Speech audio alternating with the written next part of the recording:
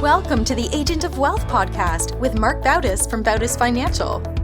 In this podcast, Marc helps guide you towards financial freedom, ensure you never run out of money, and create a balance in life that prioritizes what is most important to you. Join us for this journey as Marc draws from years of expertise and guest experts to solve the multiple wealth building challenges involved in your financial life.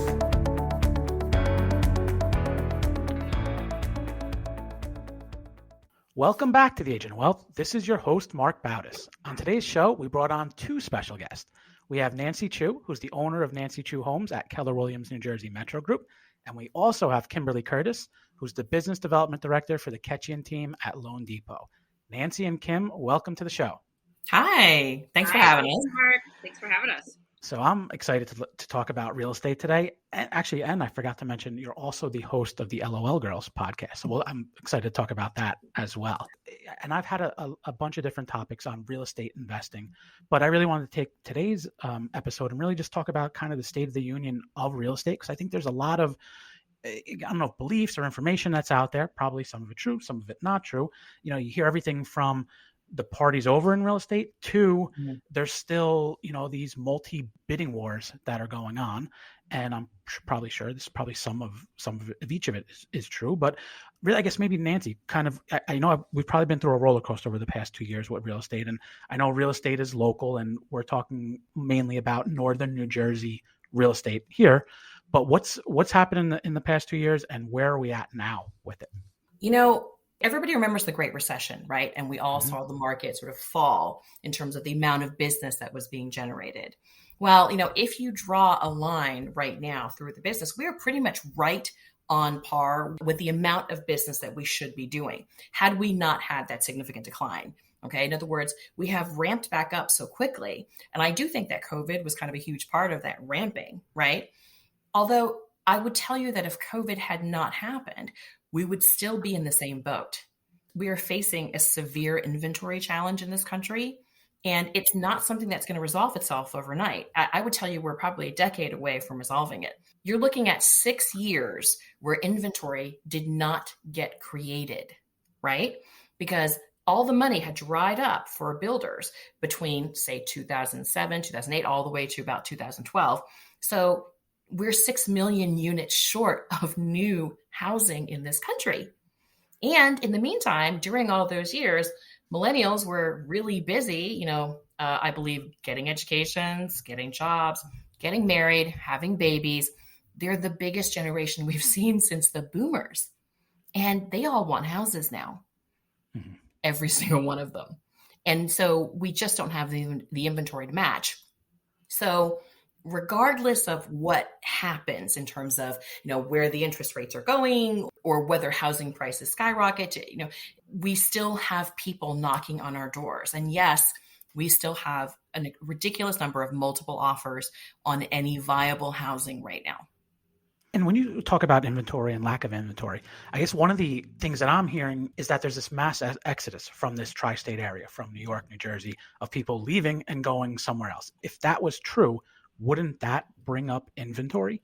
Just so you know, it actually is true. This is the great migration time frame. Like, people are just moving around. They're discovering that they are not bound to proximity to their work.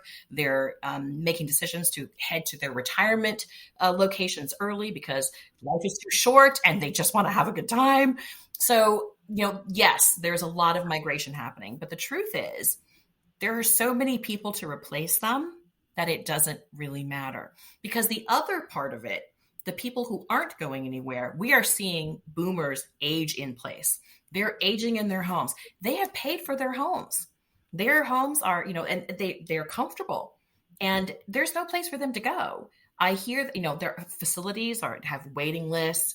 Unless you've got a family that has space to take you in, they're not going anywhere. So they're holding on to their homes.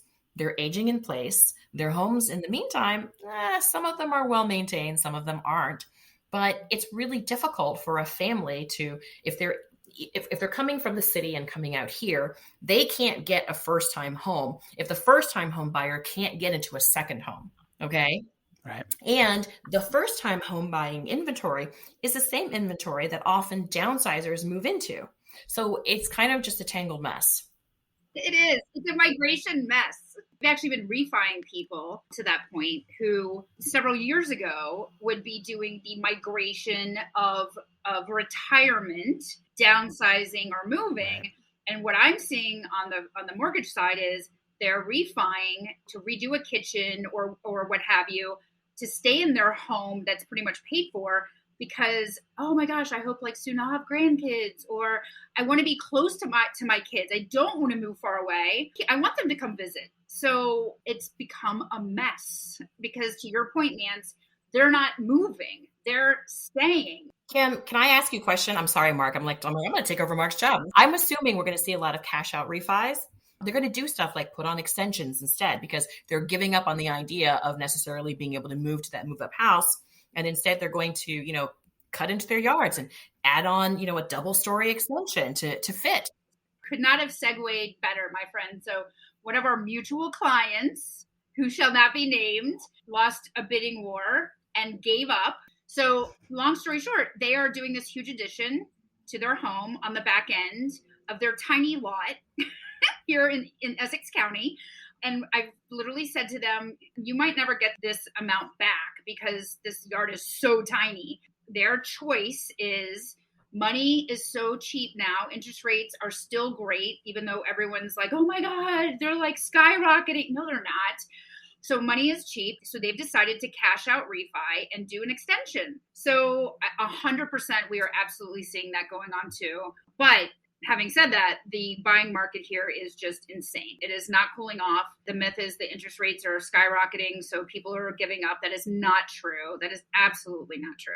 We just have an inventory problem. There's too many people who simply need shelter at this time. So we don't seem to be stopping the flow, Marc, if that's what it boils down to. We're not stopping the flow. Is there any correlation between interest rates and home prices in terms of what you've seen? Is there a point, like maybe, we all know they've risen a little bit, but what happens if they really spike up? Is there a point where actually it will start affecting home prices? Listen, there's a tipping point. Okay. There's a tipping point, because what happens is as the interest rates rise, but they're really only, they go up a quarter here, a quarter there, every quarter it goes up a quarter, something like that. As that happens, what it's actually doing is forcing people out. They're actually trying to get in while the getting is still good. So what it's done is people who might be sort of marginal in terms of being able to get into a market area that they want to be in, as in like they're afraid of being priced out of that market area in the next, bit of time, they're actually racing out because they're trying to get something before they become priced out by the interest rate. And in the end, by the home prices. You would traditionally think that as the interest rate rose, the home prices would go down. No. Right now, that inventory delta might actually be so strong that it's going to overtake that normal behavior pattern. Does that make sense? That normal pattern. And I think one of the bigger challenges we're having is I actually cannot predict, and I'm usually I'm like, oh, let me guess. I cannot predict where I think that tipping point is, because the truth is, even if it went up to 5.25, 5.5, by the end of this, this 3-year bump up that we're talking about, right? Like we're talking about 3 years of like little bump. Even at 5.25, 5.5, that's still a relatively reasonable interest rate. I mean, I remember the first house my family bought, it was 18%. My first house out here was, I think I was paying 5.25. Yeah, I think ours was close to 6. Yeah. Yeah. Within my Gen X historical view, 5.5 is not horrific. So I don't know that we're ever really going to hit that tipping point in this next 3-year period. I can't say anything about after that. I really do think the inventory challenge it's here to stay, and it's going to keep the prices buoyant. Even if it slows down the growth, I don't see it dropping. Now, when you say there's an inventory problem, are you saying that there needs to be new houses built or just more houses that come on the market? Yes, it is more housing. We have a baseline problem of not enough housing in this country. You guys, I love our towns. These towns are so wonderful. But okay, I'm going to pick on a town. Let's pick on Basking Ridge, for instance, which is a gorgeous town. Love it so much. But you go out there and it's like every single lot must be half an acre. And I'm like, oh my God, Yet here in Essex County, the house that I just sold was on 0.1 of an acre. But here's the thing. If you are zoned for, for large acreage lots, it just limits the amount of housing that can be created. We're talking about municipalities. They have to change their zoning laws to accommodate more housing. It's like, well, here's an empty lot. If you tell me I can put a single family on it, that serves one family. If you let me put a 6-unit on it, that serves 6 families. So in some ways, we really have to re-examine our zoning laws. I can't believe this conversation just went in this direction. I am such a nerd. I want to touch on something before I forget. So one of the things that we were talking about, Nancy and Marc both know, my company and my team, we host a lunch and learn for our agent clients, and we just try to educate. And so today actually happened to be our monthly lunch and learn, and it was about buying power. Buying power gets challenged when rates go up or there's low inventory, or both. Right now, interest rates are good and inventory is horrible. So what I think, honestly, Marc, is great for you to talk to your clients about, and I'm spreading the word and trying to get it out there, is get your credit up so you can get a better rate. 30% of your interest rate is dependent from your credit score. That relates to buying power. And we actually showed statistics today to our agent clients on how powerful that is. And what that really translates is mortgage insurance. So if you have to pay PMI because your credit score is not great, it could be hundreds of dollars a month. You know what? Instead of paying PMI, use it towards your buying power. Towards your equity. PMI doesn't buy you any more equity. Put it towards your equity. And Kim, just on that topic, what are the ranges? What is like a credit score that you're getting the top rate? First of all, I'm going to say for those that don't know, I wanted to go to law school. I still want to go to law school. Nancy's laughing, Marc's laughing, but I wanted to be an attorney. I still want to be an attorney. So my legal thing right now is going to be like, my disclaimer is, so my boss doesn't have a heart attack. I am not a loan officer. I'm not a licensed loan officer yet. I have taken the class and I just have to take the course. I work with the loan officers on my team every day. I will say that. So I don't quote rates or anything, but what I will say is, like, if you can get in the 7s, you'll get a much better rate. You'd be shocked to see how your rate can be impacted by your horrible credit. So yeah, you really want to be in the 720 and above. And it's really not hard to get there. To Nancy's point, get it as much on the equity side instead of paying for insurance. It's just not necessary. Yeah. And then Nancy, on your side, in terms of a lot of these bidding to buy, is there a big benefit if they come in with cash versus a loan? Because that's what I'm hearing now where, there was all these people buying and I didn't have a full cash offer. Is that really true? Marc, I think this is going to depend upon the individual who's reading the offers, in terms of it's going to depend on that individual seller. I have sellers who will say, I just want to look at the cash ones. I really don't care about the financing ones. Those are people who've obviously been burned or who themselves have biases against financing because maybe they don't understand the positive intricacies of financing and maybe choose never to finance themselves. So there are people who feel that way. Now, you also have other sellers who, when they're going through a series of offers, they're looking for the best combined package. And my job is to come up with the best combined package of not only number, but also terms that would appeal to a seller. As a matter of fact, the way that I consider it is I say, what part of my offer package could create an objection for my seller and how do I remove it?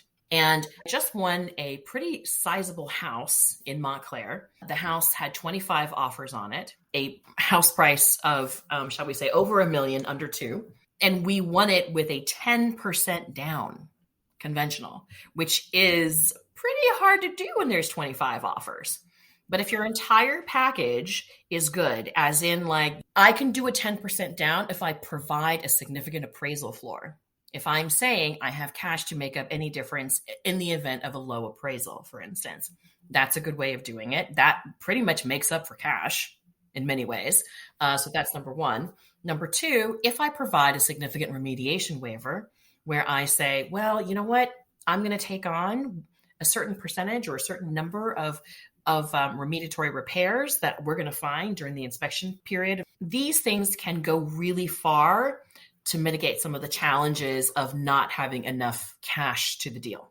The other one would be, number 3 is your lender matters. Company name, the mortgage lender name on the pre-approval around here matters. My boss, Barrett, who's been doing this 25 years, this is all he's ever done after he went to Rutgers. He takes calls all the time, to save my deal. That's I'm glad you said that because I'm like, that's what I want to, but I don't want to sound pompous. But what I'm saying, like, out breaking confidentiality, he will give peace of mind to the listing agent that we will close this loan. So I really do believe with the caveats that Nancy said, and now who you're partnering with, who the buyer is choosing to lend the money. Barrett says all the time, it doesn't matter if it's 5% or 10% or 20% if it's with the right lender. Mark, I just want to tag on to Kim's thing, which is the one thing I do like, and I'm giving you a plug, guys, but it matters to me in terms of if it's my listing and I see offers come in, that pre-approval is significant for me because I'm looking for someone who I know has a large number of loan product, because that's a huge part of it. If a company carries significant loan products, then I know they'll find a product to make it work. We have other options. Yep. Right. And also, I very much like it when there's sort of a local sensibility to that. It's a very boutique market. Okay. And in some ways, we choose our lenders in a boutique fashion and mindset as well. The more local their underwriting is, the more local their processing is, the more you feel like the appraiser who's coming is going to be local. I know I'm in trouble when someone picks up the phone, calls, the Bank of America hotline. They're going to end up with some guy in Wisconsin who has a license to practice in New Jersey, and their processor is going to be in Wisconsin, and their underwriter is going to be in Michigan, and they're going to send me an appraiser from Pennsylvania or Cape May.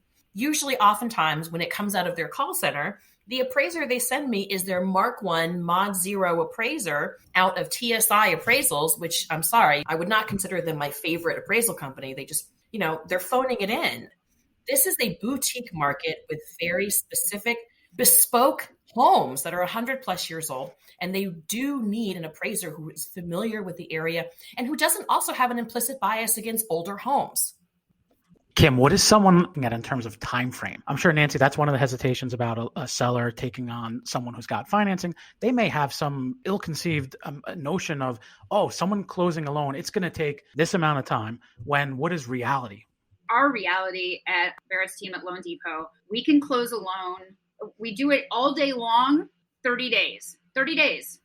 But lately, even with the purchase volume that we're dealing with, we've done 27 days. We've done 21 days. It really comes down to your team. And ours is a well-oiled machine. We have our own team of processors.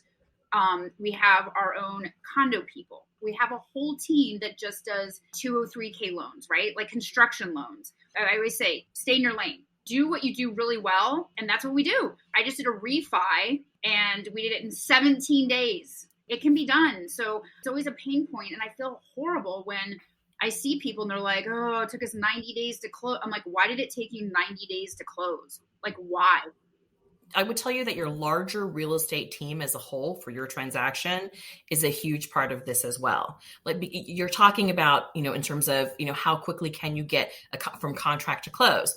Well, you need a real estate attorney who gets you through attorney review in a timely fashion. They have to be comfortable with when to order the title and get the title through. You have to have a title company that moves quickly and gets it together. Honestly, you have to have a realtor who knows how to get through the inspection process also in a timely fashion. So I do agree with Kim. Your entire team is very important. Yeah, there's definitely a lot of moving parts. One other area of the home buying and selling process now that I find interesting is, should the seller do work on the home to get it ready to list? And then vice versa, how do you coach a buyer through the process of looking at a home that maybe they think they have to do work on, or they may have to put some money into? How is that now being factored in on both sides versus like previously? Is there any difference, or how do you consult the seller, and also how do you consult the buyer when that comes into play? I think we should address sellers first. The best way to maximize your dollar right now is to create a cream puff. I'm not going to lie. The more cream puff it looks, the more nom, nom, nom, nom, nom, nom it looks online.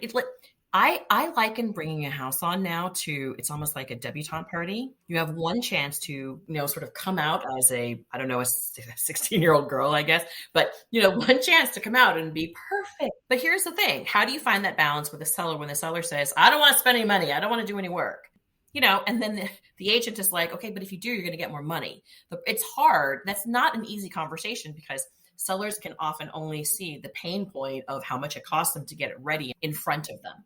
This is huge. The other thing too is, Nancy and I just went through this. There are some sellers out there that they think the market is so strong on their side that they're like, I don't need to do any work. It's a seller's market. And guess what? That is not totally true. Nancy knows which house I'm talking about. Like, if it doesn't present well, it's still not going to sell. Most houses will eventually sell just because eventually there was one house in Bloomfield that I was like, somebody take this house. It's such a good house. I know it looks like grandma's house. It's perfect. We couldn't get anybody to bite. And eventually somebody bit. And now they're under contract. But they're getting a really good deal because they're getting it for a good price. And the truth is they're going to get about a $200,000 discount because they got this house. And if you look at all the other houses in the area that are turnkey and little perfect houses, they're selling for $200,000 more. So this person made a smart buy. Now, that's the challenge with your seller. They don't understand. And because it's almost like a bet, right? You're promising them that they'll get more money. But there's no way to empirically prove that. But at the same time, I do know it's true. You know what? Here, I'll give you an example. I actually had somebody with a multifamily. They listed the house as a FSBO, and it was really fun because he was like, I got an offer of $410. Now, there was a long, complicated story because I was supposed to list this home, and I think they thought they could do it without me. And he became overwhelmed, and he was like, I can't do this. I don't want to do this anymore. So he passed it back to me. And he was like, well, I got $410. You think you can beat that? I'm like, darling, I'm going to get you something with a 5 in front of it. I'm going to do it. I know what to do with the property. You do not. That's neither here nor there. And yes, by the way, that is accurate statement. My point behind this is all you can do is work with the seller, and it's a compromise between what they can live with and what you can live with. Now, on a buyer side, that's a little bit different, okay? Unfortunately, the vast majority of buyers right now, I think, are very risk averse. It's probably my nice way of saying it. They're probably risk averse because we have kind of ruined them because they're our children, and we have not let them climb a tree or ride a bike or play in a yard without us since birth. That is so true. Point being, we've ruined our children, and they cannot seem to properly evaluate risk. And so, it's really frustrating when you have this lovely young couple walk into a house and they look at this house and they're like, it's going to take us $500,000 to fix it. I'm like, no, it's going to cost you $60,000. And here's how. And it's just because they don't have a frame of reference and they don't have a stomach for risk because they were never really allowed to have it. So you do kind of have to work them through this process. The vast majority of them, unfortunately, will choose a turnkey property and pay. Okay, I'll give you a stat. You ready? You want some numbers? In Montclair right now, let's talk about Montclair because everyone knows Montclair. It's the easiest town. This is a town that has finally hit 600, 612, 615 a square foot. That is immense. Crazy. That's insane. That is very, very high. That is what Jersey City was like 3 years ago before the pandemic. That's a very high number, but it's there. It's there. We're not even going to talk about sale to list price ratios because it's not meaningful, but it's there. It's very high. And what's amazing to me is people are willing to pay $600 a square foot because it's perfect. We don't have to do a thing. They're so excited by that. Meanwhile, you can literally go like a few doors down and then you see this other house that has the same layout, and just has grandma's kitchen in it and grandma's pink bathroom. And that house, literally we can get for the median or under. And the renovation to get it to be the cream puff is never going to make up for that difference, by the way. Right. So I can literally turn around over here and be like, well, we just got this one for $298 a square foot. The amount of equity that you're building into that second house is enormous. And you're not worried about whether or not you're going to ride out the next market cycle. You're not worried because you have all that equity built in as long as you over time carefully and intelligently redo your home. Right. And I haven't figured out if it's they're afraid, but I really do think it's a fear of risk of taking on the risk of a renovation. I don't know what I'm doing. That's what experts are here for. That's why we're here to help you figure it out. But they're really willing to do something that I find to be financially not advantageous because of a lifestyle choice. They choose the lifestyle, I guess. It's basically you're listing quantitatively. This is what, the equity that you're getting, the price that you're getting it for, versus this is really truly what you'd have to put into it if you're looking to do work in it, and really hoping that those numbers hit them in the face and kind of really talk to them about, yes, this does make sense. To lack a frame of reference, Marc, is really tough to overcome, but it's doable. The lack of frame of reference for them is tough to overcome. And I will tell you that there is often a significant trust factor that is also there. Like they have to trust you when you say, it's not going to cost you that much. And I think they're unfortunately inclined to not necessarily trust the information that's in front of them. They grew up on the internet. The internet is full of crap and not real information. They're probably good to be slightly suspect of information that's put in front of them. All I can do is hope that I have had a long enough career and a good enough reputation that people go, no, she's not going to, mess around with you. She knows what she's doing. That's all I can hope, and hopefully handle those objections well and with kindness. Yeah.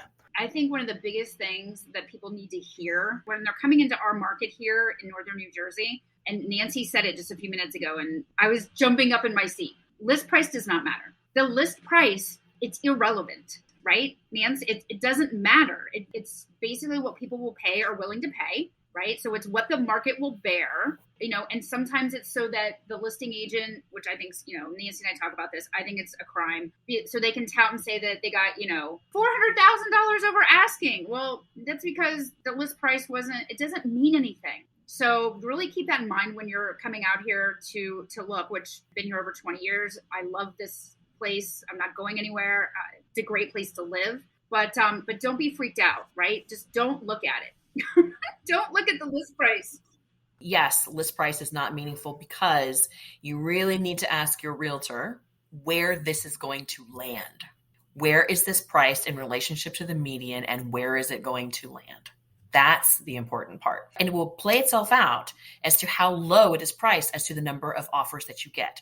The more offers that you get, it is not necessarily a humongous feat by the agent. It is a wildly underpricing of a home. Okay, we'll end on that.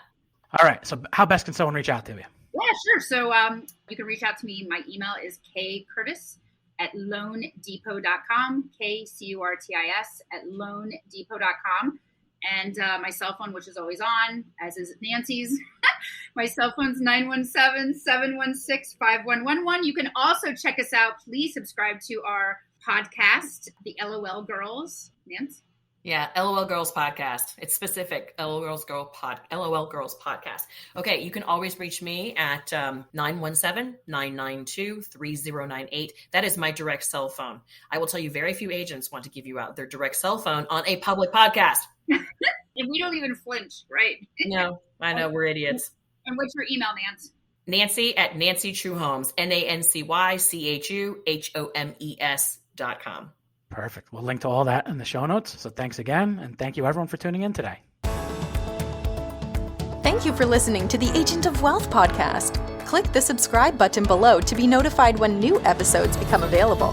The information covered represents the views and opinions of the guests and does not necessarily represent the views or opinions of Bautis Financial. The content has been made available for informational and educational purposes only and is not intended to be a substitute for professional financial planning and investment advice. Always seek the advice of your financial advisor or other qualified financial service provider with any questions you may have regarding your investments and financial planning.